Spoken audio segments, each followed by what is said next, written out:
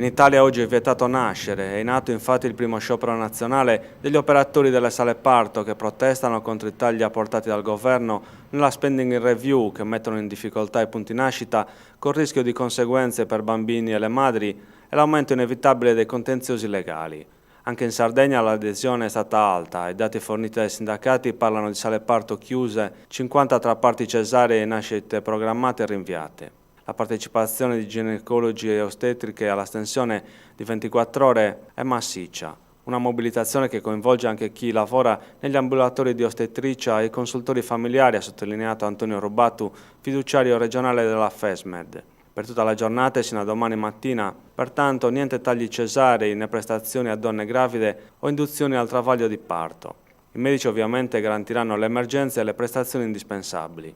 Come previsto nel piano approvato nel 2012, mai attuato, ha sottolineato Giovanni Urru, segretario regionale a Ogoi, chiediamo il rispetto dell'accordo Stato-Regione e che venga considerata tra l'altro la specificità sarda.